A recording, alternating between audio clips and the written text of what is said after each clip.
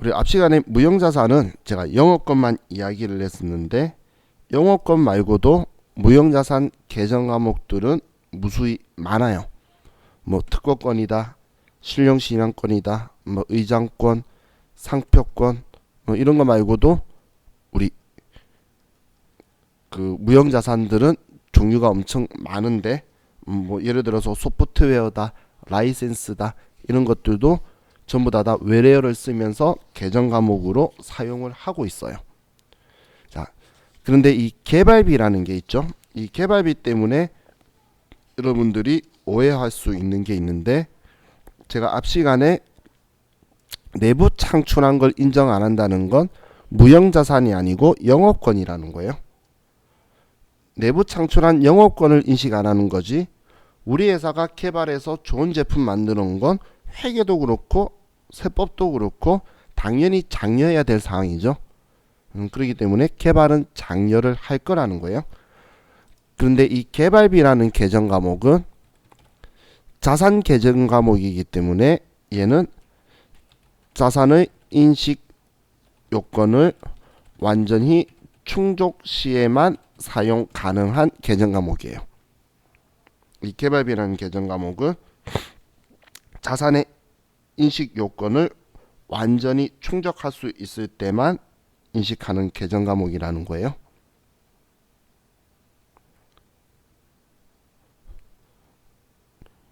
그럼 우리는 한 번에 뚝딱 개발비라는 게 뭐 개발을 1년 안에 뚝딱 만들어내고 성공하고 이럴 수는 없겠죠. 그래서 개발할 때 단계를 연구 단계가 있는데 이때는 연구비 또는 연구 개발비 뭐 이런 식으로 우리 계정 과목 얘네들은 비용 계정 과목으로 처리할 거예요. 근데 이 연구 단계가 그 좀 표현이 거창해 보이는데 연구 단계는 얘 사업성이 있어 개발할까 말까 이런 단계가 연구 단계예요. 정말 자산이랑 전혀 거리가 먼 상황이죠. 이거 개발하면 시장성이 있을 것 같은데 한번 시장 조사해보자 이럴 때 들어가는 비용들인 거예요. 근데 이렇게 했을 때에 하면 좋을 것 같아. 그럼 이제 얘 실용성 있도록 우리가 만들 수 있게 이제 개발을 해보자. 그게 개발 단계예요. 이때 사용하는 게 경상연구개발비라는 계정 과목을 쓰는데 이때도 비용 처리를 하는 거예요. 그럼 개발을 해보고 있는 단계니까 비용 처리를 하다가 완전히 충족할 때 이제 자산의 인식 요건은 당연히 식별도 가능해야 되고 미래 경제적 효익의 유입 효과도 커야 되고 그리고 그 금액이 얼마인지 측정도 할 수 있어야 되고 전부 다 신뢰성 있게 금액도 측정할 수 있어야 되는 모든 자산의 요건을 다 인식 충족을 하면 그때만 개발비인 거예요. 그럼 조금이라도 충족을 못했거나 아니면 애매한 상황이라면 이때는 개발에 성공한 게 아니에요. 그때는 비용 처리한다는 거예요. 자, 전에 이런 표현 썼죠. 내가 이걸 아는지 모르는지 잘 모르겠어. 그럼 모르는 거다라고 했죠. 그래서 개발에 성공한 건지 아닌지 잘 모르는 경계선이 모호하다면 개발 안 된 거예요. 그렇게 생각하시면 돼요. 개발 안 됐다고 제가 말하는 건 그럼 비용 처리해야 한다는 거예요. 그럼 얘네들은 끝에 B자가 있으니까 비용인데 유일하게 개발비라는 계정 과목만 끝에 B자가 있는데 비용 아니고 자산인 계정 과목이에요. 우리 복리후생비, 여비교통비 막 B자가 붙으면 다 비용이었죠. 얘네들도 끝에 B자 있으니까 같이 비용인데 근데 개발비라는 얘만 될 거예요. 근데 지금 제가 이야기한 거는 내부 창출하는 거고 근데 외부 기관에 연구 용역을 의뢰할 때가 있어요. 이때가 의외로 생각이 잘 안 나는지 과거에 똑같은 문제를 대학교 이름만 바꿔서 2번 연타를 낸 적이 있었는데 A 대학의 연구 개발 용역 의뢰하고 100만 원을 현금 지급하였다. 이렇게 나왔어요. 띄어쓰기가 완전 틀렸죠. 개발 용역 의뢰하고. 자, 그럼 이런 경우에는 지금 현금 지급했다라는 건 우리 다 아는 거고, 이때 여러분들이 생각해야 될 게 이게 생각보다 잘 안 보일 것 같아요. 제가 봐도 개발을 했는데 외부에 주고 구입한 거죠. 외부에 주고 구입했으면 자산 인식 요건을 전부 다 충족하는 거예요. 그렇기 때문에 그냥 바로 개발비라고 처리하는 거예요.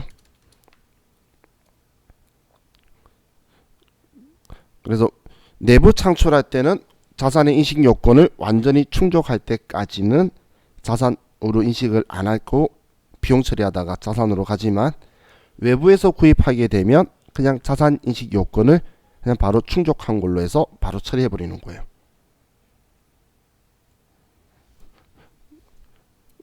그럼 우리가 자산을 이렇게 취득을 했으면 이걸 영원히 쓸 수 있는 건 아니겠죠. 그래서 이제 사용하는 기간 동안 상각을 할 건데,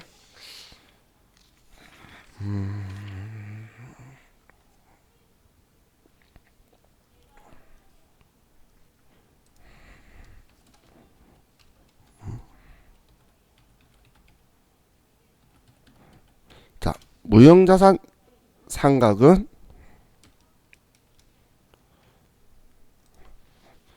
일단 회계 처리는 직접법으로 사용을 해요. 관습적으로. 그런데 간접법도 사용 가능은 해요. 외부 이용자한테 유용한 정보를 준다면. 자, 직접법, 간접법, 이 표현 의미 이해가시나요? 이 표현이 차변에 무형자산 상각비 얼마 대변에 우리 무형자산 계정 과목을 그냥 그대로 대변에 써서 줄여버리는 걸 우리 직접법이죠. 이렇게 분개할 거라는 거예요. 무슨 누계 이렇게 표현하지 않고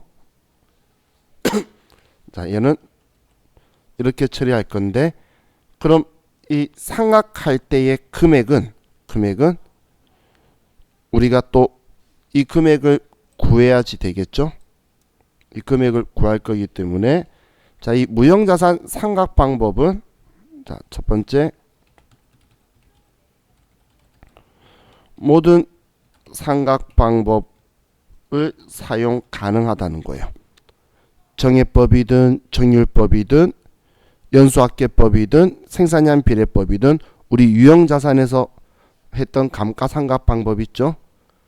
그럼 그 모든 상각 방법을 우리는 다 선택이 가능한데, 그런데 합리적인 상각 방법을 선택할 수 없을 때, 이때 우리는 정액법을 사용하는 거예요. 근데 일반적으로는 무형자산이 어떻게 상각되는지도 다른지도 합리적으로 모르겠고 최대한 오래 쓰고 싶은 거야. 그래서 그냥 별말 없으면 다 정액법으로 쓰고 있는 거예요. 그럼 정액법이 상각비가 제일 작잖아. 그죠? 가장 오래 쓸 수 있겠죠. 그럼 이 무형자산의 내용 연수는 원칙적으로 20년을 초과할 수 없다는 거예요. 원칙적으로. 하지만 관계 법령이나 계약에 의한다면 20년을 내용 연수 20년을 초과 가능하다는 거. 그리고 무형자산의 잔존 가액은 원칙적으로 없는 것으로 한다.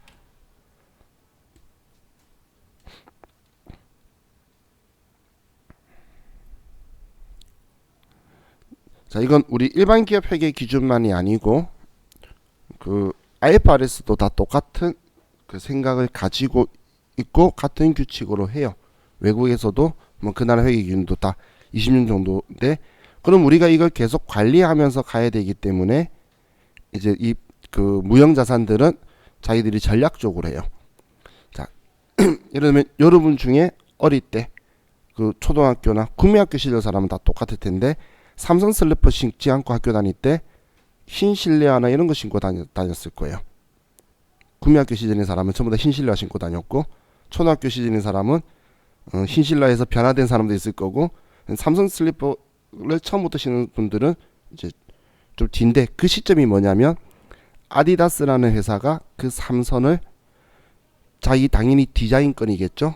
그리고 모든 특허가 있는데 그걸 전략적으로 풀었던 시점이에요. 그걸 풀어서 코카콜라 전략이라고 쫙 뿌리면서 그 삼선의 두께를 여러 가지 종류로 해서 그걸 전부 다 등록을 했어요. 그래서 그 단순한 기존에 나왔던 그 삼선을 풀어준 거예요. 그래서 여러분들 그냥 슬리퍼 사러 갔을 때 그냥 그 시장에 있는 그냥 그 신발 가게에 갔을 때 보면 그 삼선들의 규격이 거의 다 비슷해요. 잘못해가지고 아디다스 매장이 아디다스가 가지고 있는 그 삼선을 쓰면 안 되는 거야. 풀어준 게 아닌 거. 그래서 식으로 얘네들이 써요. 또 우리 그 월트 디즈니 같은 경우에 미키 마우스 있죠. 걔도 당연히 계속 변화를 줘야지 신용 신앙권처럼 변화 주면서 얘를 계속 가야 돼요. 그래서 미키 마우스 좋아하시는 분들 보면 미키 마우스가 살이 쪘다가 배가 나왔다가 배가 들어갔다가 다리가 길어졌다가 다리가 짧아졌다가 이 변화가 몇 년도마다 변화가 일어나요. 남자분들 나이키 좋아하시죠? 나이키 그 에어 조단 마크도 짝퉁이 아니고 진짜 나이키도 배가 살짝 나왔다 들어갔다로 디자인을 줘서 걔네들이 계속 점유하고 있도록 기간을 늘리고 있는 거예요. 풀 생각이 없는 거죠, 그건. 그런 식으로 해서 이 무형자산들은 자기들이 점유를 하기 위해서 변화 주면서 또 거는 거예요, 계속. 그런 식으로 쓰는 거다라고 보시면 돼요. 자, 그럼 이 무형자산은 이론 문제에서는 이 정도만 이거하고 얘하고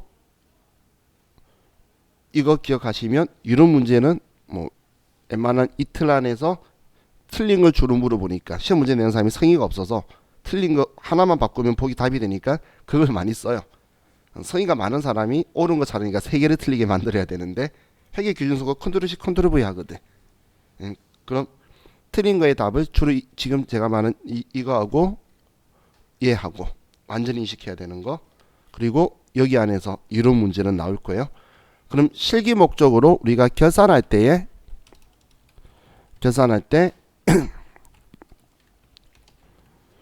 무형자산 상각비 금액을 우리가 정확하게 알아야 되겠죠.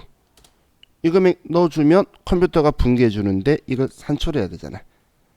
그래서 자, 첫 번째 장부 가액을 알려주면 우리는 구할 때에 잔존 내용 연수로 나눠서 우리가 금액을 산출하시고, 만약에 취득 가액을 알려주면 그때는 총 내용 연수로 나눠서 무형자산 상각비를 산출하시면 돼요. 그럼 언제 샀는지를 봐서 시험에선 여러분한테 어렵게 내려고 기중에 안 사고 기초에 살 거예요. 기초에 샀다는 건 1년치가 그냥 딱 온전하게 그해 발생한 걸로 되도록 할 거고, 거의 대다수가 100% 정해법으로 할 거예요. 그래서 제가 이 공식을 쓴 거예요. 잔존가액은 없거든. 그럼 몇 년도에 장부가액을 주면 몇 년도에 샀는지를 봐서 올해를 빼고 올해 이전까지 몇 년 상각했는지를 보고 그거 뺀 나머지 내용 연수로 나눠줘야 올해 상각비가 나오겠죠. 그죠? 그런데 취득가액 주면 전체 내용 연수를 꼭 해야 돼요. 똑같은 거겠죠. 그래서 이 부분만 여러분들이 기억하시면 실기에 무형자산 나왔을 때는 여러분들 사실 이렇게 분개할 생각 없잖아. 그죠? 컴퓨터에다 금액 써가지고 전표 추가할 때 같이 쓸 거죠. 그러면 이 금액만 정확하게 산출하시면 될 것 같아요. 많은 분들이 전산 세무 2급까지는 자동 계산을 많이 써요. 근데 정말 신기한 게 전산 세무 1급 가면 결산 자료 입력 들어가는 걸 귀찮아 하시더라고. 거의 안 들어가고 그냥 분개 하나 해버리면 된다고 생각하는데, 난 아직까지 그 계기점이 뭔지는 모르겠어요. 근데 뭐 본인 편리하게 이제 하죠. 그래도 기말 재고 자산 문제가 나오면 무조건 자동 계산 가야 되기 때문에 그럼 나머지도 자동 계산으로 다 몰아버리는데 그런 게 없으면 그 하나 때문에 계산자로 입력 들어가는 게 더 번거롭다고 생각을 하시나 봐요. 자, 우리 무형자산은 여기까지만 보면 되고 뭐 우리 다음 페이지에 보면 또 뭐 자산 취득 막 이런 것도 적혀 있는데 예, 안 보셔도 돼요. 얘네들은 안 보셔도 돼요. 그냥 여기까지 기타 무형자산 종류 적혀 있는 여기까지만 뭐 본다면 읽어보시고 그 다음 여기 2번 취득부터는 무형자산 끝까지 여러분들이 굳이 안 보셔도 된다는 이야기예요. 뭐 읽어보시는 걸 금지라는 건 아니고 제가 아예 보지 말라고 하는 건 줄 꺼버리는데 얘는 줄은 긋지 않죠. 양이 많아서 안 끈 게 아니고 읽어보셔도 되는데 우리한테 영양가는 없어요. 시험 목적으로는. 시험이나 실무에 영양가 있는 거 제가 설명드릴 건데 시험이든 실무든 전혀 필요가 없는 건 그냥 스킵하는 게 낫겠죠. 자, 다음 우리 76페이지로 가면 이제 뭐 기타 비유동 자산 계정 과목이 있는데 기타 비유동 자산은 언제 내가 나한테서 현금화 될 줄 모르는 자산을 기타 비유동 자산이라고 하죠. 그래서 기타 비유동 자산 계정 과목에서 여러분들이 사용할 일이 발생하는 계정 과목은 제가 임차 보증금 쓸 거예요. 이 보증금 걸었을 때 내가 언제 나갈지 모르잖아요. 그죠? 근데 이 임차 보증금에도 꼭 거래처 써야 되고 그리고 또 하나가 뭐냐면 부도어음과 수표라는 계정 과목. 자, 얘 기억나시나요? 어음의 부도 했을 때 받을 어음은 당좌 자산으로 우리는 영업 주기 이내에 최소한 받을 거라서 유동 자산, 당좌 자산으로 들어가 있는데 거래처가 부도가 나면 돈 받을 수 있을지 없을지 받는다면 언제 받을지 알 수가 없죠. 그래서 그때 부도음과 수표로 바꾸는데 당연히 이 돈은 누구한테 받아야 된다 라고 적어줘야 되니까 이 두 계정 과목을 여러분들이 쓰게 될 건데 이 두 계정 과목 다 거래처를 써줘야 된다라는 걸 잊지 말라는 거예요. 얘 둘 다.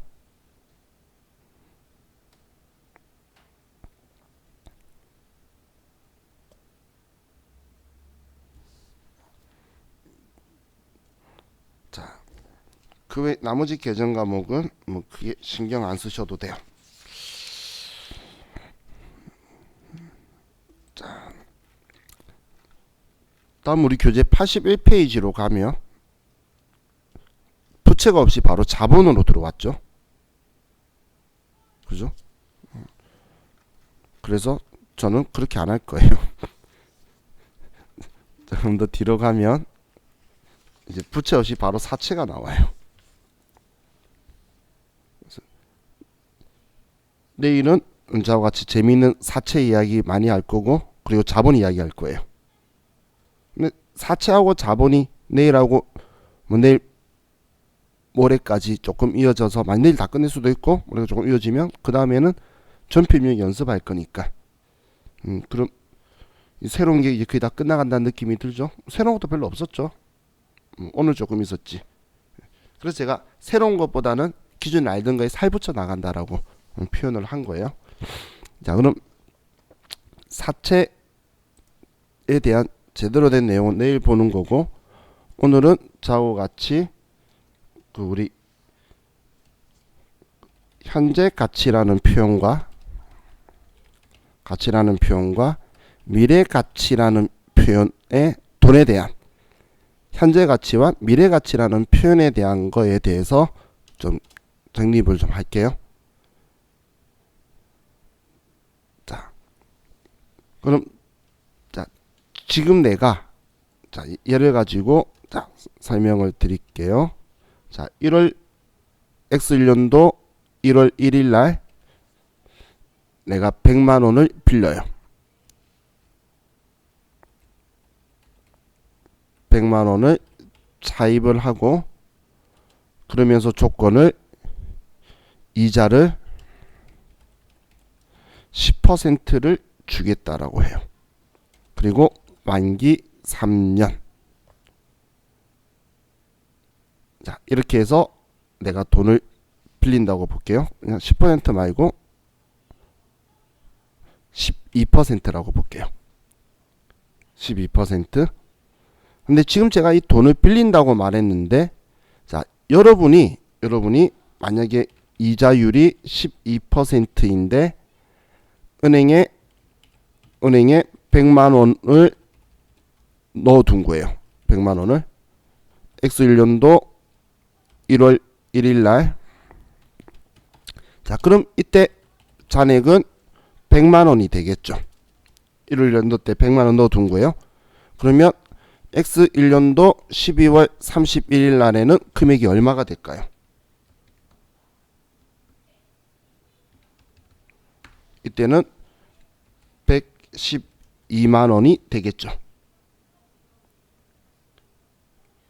이해하셨나요? 이자율이 12%니까 112만 원 됐겠지.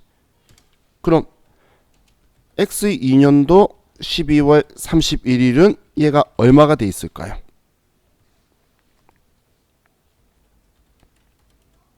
이 금액이 되어 있겠죠.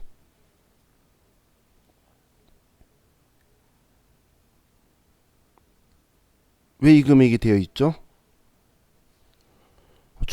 12% 이자는 이 금액에 이자가 붙는 거지 이 금액에 대한 이자 계속 붙는 게 아니잖아요.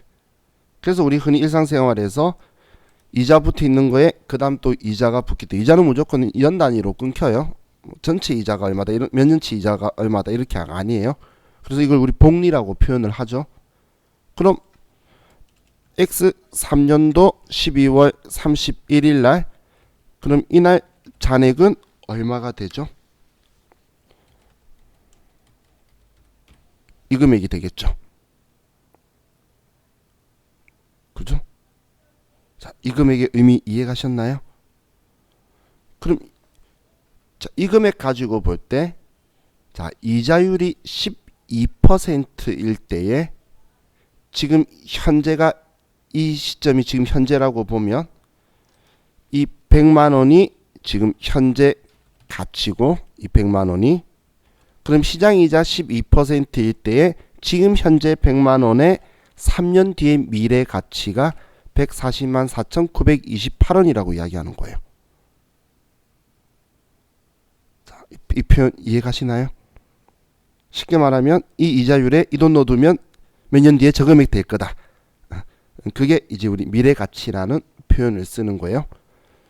근데 이걸 우리 계산기로 할 때 이렇게 주로 많이 하죠. 여기에 곱하기 1.12 하면 얘가 나올 거고 곱하기 1.12 곱하기 1.12 하면 얘가 나오겠죠.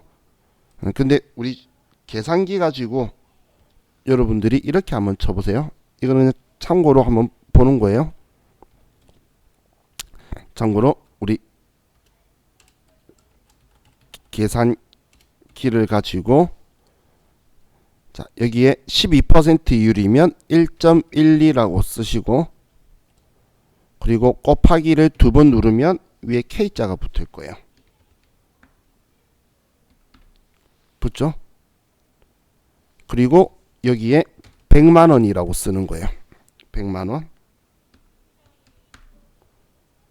그리고 자, 이꼴을 한번 누르면 112만 원 나오죠.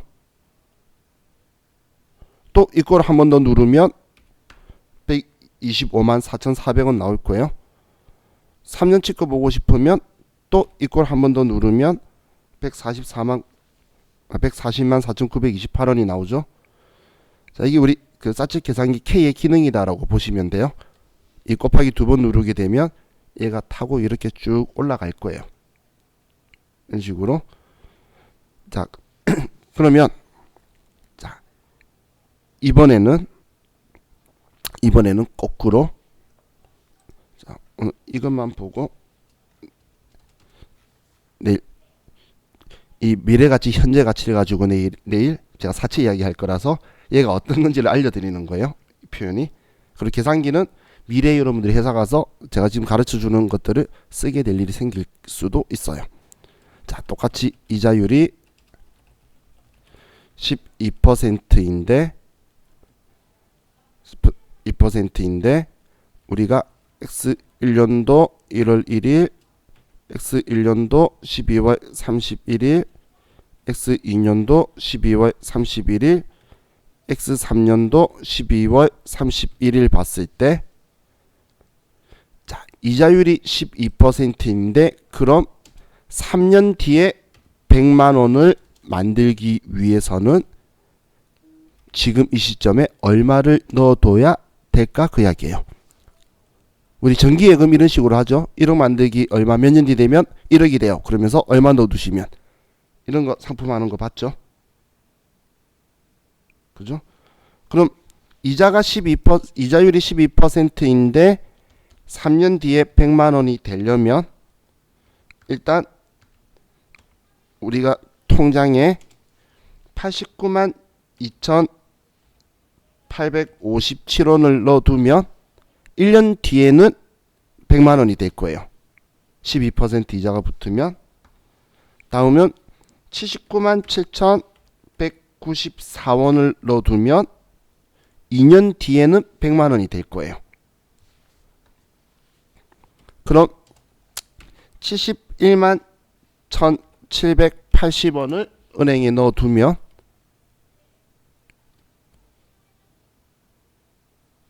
이 금액을 은행에 넣어두면 3년 뒤에 100만 원이 된다는 이야기예요. 이 금액에다가 우리 했던 곱하기 1.12 곱하기 1.12 곱하기 1.12 하면 99만 9,999원이 될 거예요. 자, 그럼 지금 현재가 X년도 1월 1일이라면 얘가 미래 가치죠. 그럼 얘가 지금 현재 가치라는 거예요. 그럼 우리는 이렇게 생각할 수 있어야 돼요. 3년 뒤 100만 원의 이자율 12%일 때의 현재 가치는 71만 1,780원이다라는 거예요. 이 금액 넣어두면 이자율 12%면 3년 뒤에 이 돈이 된다라는 이야기예요. 근데 이걸 계산기로 할 거면 똑같아요. 1.12 우리 나누기 2번. 나누기 안 되니까 제가 이렇게 둘게요. 그리고 100만 원 해서 얘는 1년, 2년, 3년 하면 저 금액 나와요. 그죠? 자, 그럼 이제 여러분들 미래 가치하고 현재 가치가 어떤 표현인지는 이해가시죠? 미래 가치하고 현재 가치 표현하기 나름인 거잖아. 지금 현재 100만 원에 12%일 때에 지금 현재 100만 원에 3년 뒤 미래 가치는 이거라고 표현할 수도 있고, 그리고 3년 뒤 100만 원에 우리 현재 가치는 이 금액이다라고 표현할 수도 있다는 거예요. 이건 우리가 얼마를 언제 시점의 기준으로 잡냐에 따라서 말하기 나름인 거죠. 이 금액의 12% 미래 가치는 이 금액이다. 그럼 3년 뒤 이 금액의 미래 가치는 현재 가치는 이 금액이다. 이렇게 주고받을 거예요. 자, 그럼 이 현재 가치, 미래 가치 이걸 주고받을 건데, 자, 내일은 자고같이 이걸 100만 원이 아니고 1원을 가지고 계산해서 우리가 쓰기 편하도록 만드는 수치들이 있는데 그걸 현가계수, 연금 현가계수라는 것들이 있어요. 그래서 이제 그런 게 어떤 건지 알려드리고, 그리고 우리 계산기에 보면 뭐 GT, MR 이런 것들 있죠. 내일 시작 되면 그런 것도 제가 알려드리면서 이런 편리하게 계산할 수 있도록 알려드리고, 그리고 나서 이제 진짜 사채 금액까지, 전에는 제가 가짜 금액이라고 한번 언지는 드렸죠. 진짜 사채 금액으로 우리가 사채 계산을 하면서 사채가 어떻게 줄어가고 얘네들이 이자가 어떻게 되어가는지 그런 것들 원리를 직접적인 숫자로 볼 거예요.